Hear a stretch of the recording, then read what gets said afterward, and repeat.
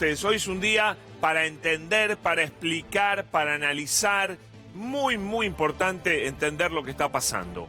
Las medidas de restricciones sobre la compra del dólar que se han conocido en el día de hoy, por supuesto que no son medidas simpáticas. No son medidas simpáticas. No son medidas que uno vaya a festejar, que nadie vaya a festejar. Entonces vos me dirás, ¿por qué toman estas medidas? Bueno, como lo vas a ver ahora explicado por gente que sabe más que yo no soy economista, entiendo algo, no mucho, algo, pero lo que tenés que entender es que estas medidas antipáticas, no agradables, ahora te voy a explicar por qué no son agradables, se toman no como o no con el convencimiento de que son medidas que van a solucionar todos los problemas. El que crea que el gobierno coloca estas restricciones creyendo que con eso se soluciona todo, está equivocado, te está mintiendo. El gobierno sabe que esta no es la solución. Entonces, con más razón te preguntarás, ¿y por qué toma estas medidas? Bueno, la realidad que hay que explicar es que si el gobierno no toma estas medidas en un contexto de pérdida constante de reservas, por un montón de razones que, bueno, después en la mesa vamos a analizar, si no toma estas medidas, lo que viene es mucho peor que lo que generan estas medidas. ¿Qué es lo que puede venir si el gobierno no tomaba estas medidas? O medidas parecidas porque había algunas fórmulas dando vueltas, bueno, el gobierno eligió finalmente esta. ¿Qué podía pasar? Bueno, lo que podía pasar era que tarde o temprano, al quedarte sin dólares, tengas que ir forzado por las circunstancias a una mega devaluación, la mega devaluación que te trae inmediatamente un golpe inflacionario, que vos decís, bueno, el dólar por ahí lo afectará a algunos, a mí no me afecta. El golpe inflacionario afecta a toda la República Argentina, pero siempre más a los que menos tienen. La inflación y la devaluación siempre afecta más al que menos tiene. Eso lo tenés que entender siempre. Atención entonces con creer que estas medidas solucionan todo. No solucionan todo, no son antipáticas, no son agradables. Lo que no hay que hacer tampoco es creerse el verso de los mentirosos que estuvieron gobernando 4 años antes de la llegada de Alberto Fernández, que decían una cosa completamente falsa, que después se demostró que era falsa, y que no hay que volver a creerse esa mentira. Decían ellos que las restricciones que había establecido el gobierno de Cristina Kirchner eran el origen del problema. Macri decía, y sus economistas, que una vez que ellos estuvieran en el gobierno, levantaban todas las restricciones y mágicamente la economía arrancaba, porque las restricciones tenían frenada la economía. Bueno, yo creo que por suerte ya esa mentira no se puede volver a repetir. El que repita esa mentira, esa gansada, o es tonto o se hace el tonto, o quiere defender posiciones insólitas, absurdas. El gobierno de Macri demostró que vos podés levantar todas las restricciones y no te va bien igual. Todo lo contrario. Y a mí, la verdad, yo también lo aprendí en ese momento. Levantando todas las restricciones, te va peor. Te va peor. Porque evidentemente hay otro origen del problema que no es la restricción. La restricción es simplemente intentar que el problema sea más grande.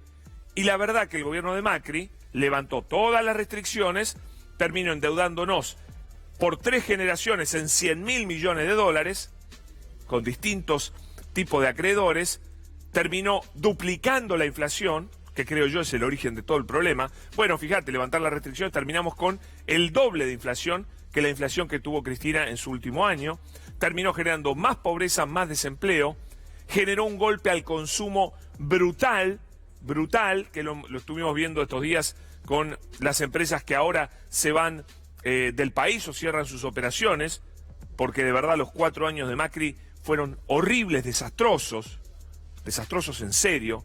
Entonces, de vuelta, estas medidas vienen a morigerar un problema, no a solucionarlo, sino a impedir que ocurran problemas mayores. Cuando termine la pandemia, el gobierno deberá encaminar la economía para solucionar de fondo el problema de la falta de dólares. Esta no es una solución de fondo. Insisto, el gobierno lo sabe. Todos los presidentes, cuando no fueron presidentes, criticaron criticaron en algún momento estas restricciones. Las criticó Macri, Alberto Fernández también las criticó, todos los criticaron, porque no son medidas simpáticas. ¿Por qué no son simpáticas? Había mucha gente que comprando el dólar ahorro y vendiéndolo en el blue estaba haciendo hasta 8.000 pesos por mes. Hoy no va a ser esa plata, finalmente veremos cuánta plata es, pero va a ser mucho menos. También hay un costo para las empresas, que ahora vamos a charlar, a ver qué pasa en las empresas. Sí, siempre restricciones generan más problemas para hacer negocios. No es simpático, pero de vuelta, mucho menos simpático es tener una mega devaluación, un golpe inflacionario donde sufren todas las empresas también. Bueno, vamos a repasar algunas cosas que se han dicho, pero, a ver, yo le critico sobre estas medidas al gobierno, me parece que no las comunicó bien. Hay que explicar cómo se llegan a estas medidas, que no son agradables, que no son simpáticas, pero que evitan males mucho mayores. Bueno, hoy habló el presidente del Banco Central, Miguel Pelle, con el Gato Silvestre tempranito a la mañana. Vamos a ir por partes porque hay algunas cositas para destacar. A ver, la primera. Víctor, es difícil saber qué va a pasar. Tenga presente que ese es un mercado delictivo. Cuando se han hecho allanamientos en cuevas, que está muy bien que se las llame cuevas, sí, donde se realizan este tipo de operaciones y se han cruzado las bases de datos que se recaban allí con otras bases de datos del sistema de seguridad, uno encuentra narcotraficantes, traficantes de armas, cualquier cosa. Así que ese mercado, que es un mercado que provee al delito, es imposible saber cuál es el tipo de cambio que el delito está dispuesto a pagar. Yo acá no coincido con Miguel Pelle. Me parece un error por parte del presidente del Banco Central mezclar la compra de dólar blue con narcotraficantes, con traficantes de armas y demás. La verdad que es un delito comprar el dólar blue, pero no tiene nada que ver con el delito ni del narcotráfico ni del tráfico de armas. Hay cuevas que funcionan sin dinero del narcotráfico, sin dinero. También es una actividad ilegal, pero no es el narcotráfico y no es el tráfico de armas. A mí me parece que este es un error, el dólar blue desaparece cuando se caen todas las restricciones. Ya sabemos que si la sacás sin corregir la economía, chocas como chocó Macri. Bueno, el día de mañana, ojalá pueda el gobierno encarrilar la economía y podamos levantar las restricciones. Ahí el dólar blue va a desaparecer, no va a tener razón de ser. Pero correr con el narcotráfico, tráfico de armas, a mi juicio, es un error. No es por ahí. El camino es algún día eliminar el dólar blue, el dólar negro, el mercado negro, por innecesario. Ojalá lleguemos a eso. Tenemos que aspirar a ese logro. Yo creo que esto lo tiene en la cabeza el gobierno. Enamorarse de perseguir a las cuevas y demás, ya lo hicimos, ya fracasó, no tiene ningún sentido. Mientras tanto, vamos a las medidas, así también hablaba Miguel Pelle. La financiera del sector privado entre el año 2015 y 2019 fue de 20.000 millones de dólares, un aumento del 84%, y esto nos está trayendo también distorsiones porque esa deuda comienza a vencer y las empresas, aprovechando lo positivo de las medidas que hemos tomado, que ha bajado marcadamente la tasa de interés en pesos, aprovechan estas circunstancias, toman deuda en pesos, compran dólares y pagan esta deuda contraída durante el gobierno anterior. La explicación sobre cómo algunas grandes empresas se estaban aprovechando de condiciones favorables que generó este gobierno para hacer una especie de bicicleta, y entonces había crecido mucho, iba a crecer más todavía la demanda de dólares, generando esta fuga que es tan peligrosa de las reservas del Banco Central. Entonces, claramente hay que cortar con eso. Por supuesto, insisto, con medidas antipáticas, con medidas restrictivas, con medidas que no caen bien, pero que evitan males mucho mayores. Más de Pelle, a ver. La percepción muchas veces de que todo el mundo compra dólares, esto no es así. Como usted dice, todas las personas que han comprado alguna vez dólares en el mercado de cambio no llegan a los 6 millones, las que compran regularmente son 4 millones y las que compran persistentemente son 2 millones de personas. La mayoría de los argentinos no compra dólares. Es cierto, la mayoría de los argentinos no compra dólares, lamentablemente no tiene poder de ahorro. El tema es que sí hay una clase media alta que compra el dólar ahorro, que lo compra para guardarse los dólares, es gente que tiene capacidad de ahorro, elige el dólar como reserva de valor de la moneda. Inevitablemente también algún día vamos a generar más confianza en el peso y el peso va a ser también reserva de valor. Hoy tenés los plazos fijos, dólar link, que bueno, generan una mayor seguridad y una tasa mucho más atractiva de plazo fijo, así que hoy podés empatarle, incluso podés ganarle un poquito con seguridad de que si el dólar se escapa está resguardado con estos plazos fijos con el dólar link. Pero bueno, le cuesta a la gente entender eso, sigue viendo al dólar como única reserva de valor. Entonces bueno, compran dólares para ahorrar. Pero después hay otros millones de personas que lo compraban para hacer el puré. Esa gente va a estar bastante enojada, porque el puré va a ser mucho menos atractivo por la retención de ganancias. Vas a tener un 35% de tu compra que va a estar retenida por el Estado hasta que vos liquides ganancias. Todo eso si pagas ganancias. Si no pagas ganancias, seguramente, este era el caso de la gente que hacía el puré,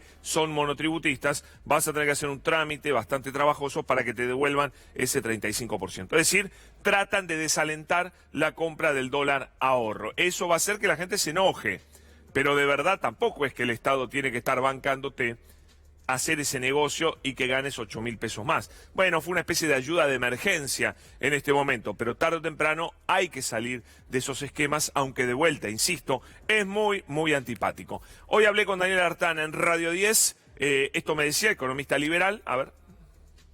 Cosas bien y no mejora las expectativas. Entonces, ¿dónde está el problema? El problema está, te lo voy a poner muy simple, yo creo que hay una lectura de lo que funciona en materia económica en el gobierno que está equivocada. ¿Ok? Hay una cantidad de decisiones políticas y económicas, de llenarse de regulaciones, de controles, que también está equivocada, que las empresas no están acostumbradas a eso en otra parte del mundo. ¿Ok? Y después tenés que, si vos querés ser raro, porque de hecho Argentina, por ahí la presidencia de Néstor, fue rara en materia de cuestiones económicas, comparado con lo que hacían otros países, tenés que tener un superávit externo, que Argentina hoy lo tiene, pero tenés que tener superávit fiscal, cosa que Argentina hoy no tiene. Bueno, a ver, Daniel Artana, que la verdad que es muy coherente con lo que él piensa y demás, pero acá siembra la semilla de algo que es falso para mí. Empieza de vuelta con la historia de que el gobierno le encantan las restricciones, de que el gobierno cree que la única forma de salir adelante es con restricciones. Y de verdad yo no creo irregulación, yo no creo que el gobierno piense, este gobierno no piensa eso. Pero inevitablemente, para salir de la crisis, para no ir a una crisis peor, están las regulaciones, las limitaciones y demás, que siempre son molestas y antipáticas.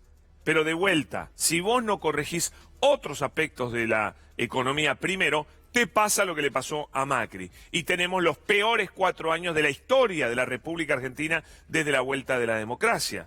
Eso fue la macrisis, que reventó a las empresas. Estos economistas liberales que dicen defender a las empresas saben muy bien que a las empresas las reventó como nunca, como nadie, Mauricio Macri. Entonces, de vuelta, inventar de que no, lo que pasa es que el gobierno está convencido de que cuantas más trabas le pongas al dólar, mejor. No. Eso es falso. El gobierno sabe que estas medidas no son la solución. Son medidas para evitar un mal mayor. Mira, acá lo explica Carlos Burgueño, periodista, no trabaja en este medio, ni en Radio 10 y demás, pero me parece que lo dice tan claro que yo quería destacarlo. A ver. No es la peor que pasamos. Y hemos salido de peores. Así que empecemos con un poquito de optimismo, porque sé que la gente está muy para atrás en una medida que no entiende. Para presentar el tema, para presentar la medida, déjame calificarla como inevitable. Era inevitable que algo así, una decisión así se tomara, y nos salvamos de una peor. Si no se tomaba una medida de este tipo, íbamos a una mega devaluación y a un shock inflacionario. Bien. Y eso es peor que esto. Bueno, ¿qué estaba esperando el periodista que lo entrevistaba a Burgueño, que es Novarecio, que es amigo? Pero Novarecio está esperando a que Burgueño dijera: esto es lo peor del mundo, la catástrofe, este gobierno de inútiles, incapaces, no saben qué hacer, ponen regulaciones porque son unos inútiles. No, no le dijo eso. Y es el columnista de su programa, por eso hacía porque de verdad hoy había medios que ponían los argentinos en jaque, la economía, esto, todo. Dejémonos de mentir. Dejémonos de mentirle a la gente. Esto no es ninguna catástrofe, ninguna catástrofe. Acordémonos que la catástrofe fue lo que hizo Macri, el estado en el cual dejó el gobierno, el mismo Macri que decía que los cepos eran lo peor del mundo, terminó poniendo el cepo, que decía que el default era porque eran unos burros los otros, terminó en default. Acordémonos de eso, que decía que la inflación era lo más fácil del mundo, que era, la inflación medía cuán idiota vos sos, cuán incapaz para gobernar. Bueno, él duplicó la inflación de Cristina, o sea que demostró ser el más incapaz, en palabras de él. Entonces dejémonos de joder y de mentirle a la gente de que esto es la catástrofe. No, la catástrofe fue lo que hizo Macri, la catástrofe fue la pandemia. Y el gobierno está intentando surfear esos dos problemas. Por supuesto que ahora no están dadas las condiciones para que el país empiece a crecer. Estamos en medio de la pandemia, en el peor momento, con miles de muertos, con miles de casos en el interior del país, una situación gravísima, inusitada. Y bueno, evidentemente estamos zafando. Y como decía Burgueño, hemos salido de situaciones 10 veces peores.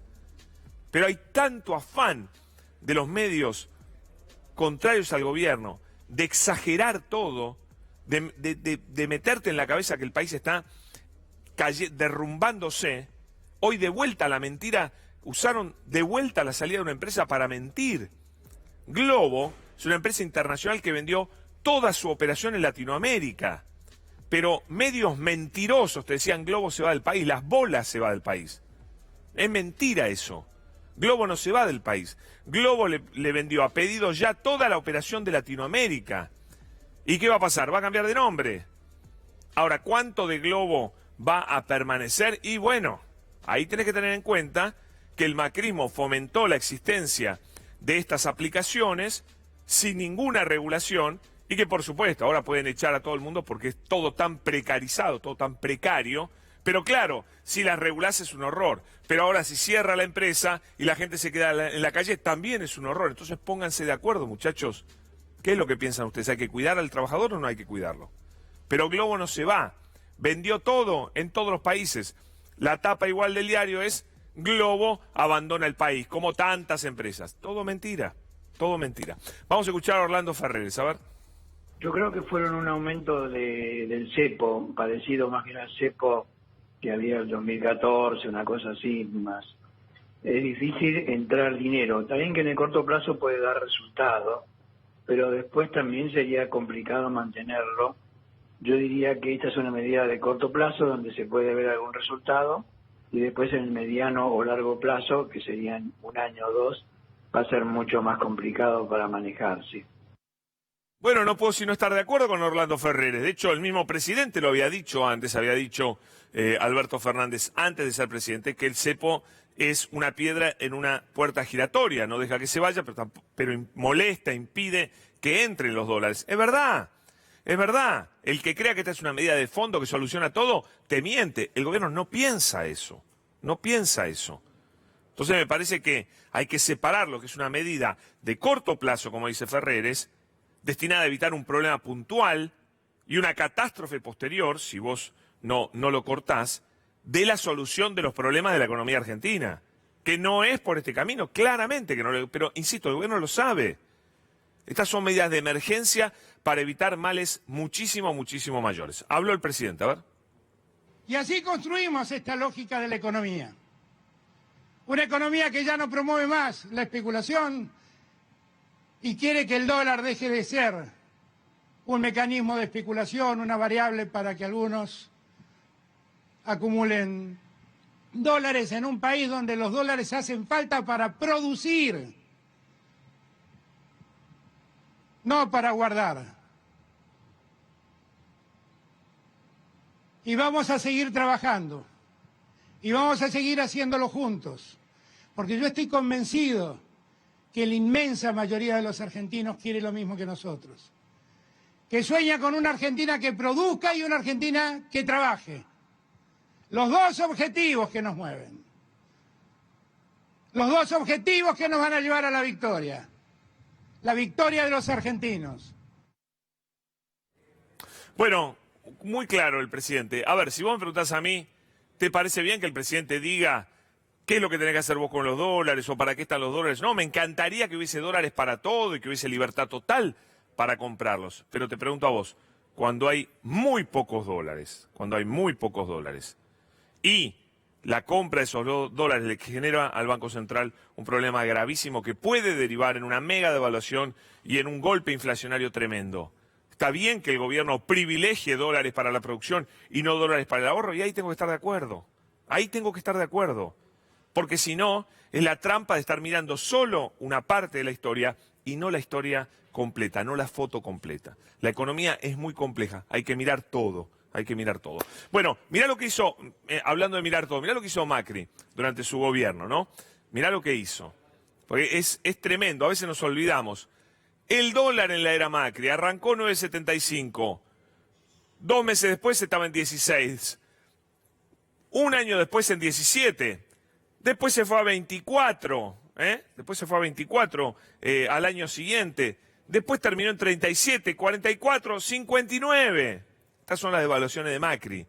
De 9 a 59. Este es el éxito de la macrisis, ¿no? El desastre total. Y mirá a estos funcionarios. Estos sí se lavan la cara a la mañana con cemento Portland, de verdad, ¿eh? Son increíbles. A ver, vamos a verlos. Primero y principal, un tipo que tendría que estar todos los días tuiteando perdón a los argentinos. Federico Sturzenegger. El cepo es el problema, no la solución. Esta es la mentira que yo te digo. Esta es la peor mentira. Sturzenegger, sos lo peor que hay en el debate público de la economía. Sos lo peor, sos el veneno de la economía, se llama Federico Sturzenegger. Mayor mentiroso fracasado en sus dos gestiones. Un inútil absoluto, no sé cómo camina por la calle. Ese sí que tendría que irse a vivir a Punta del Este.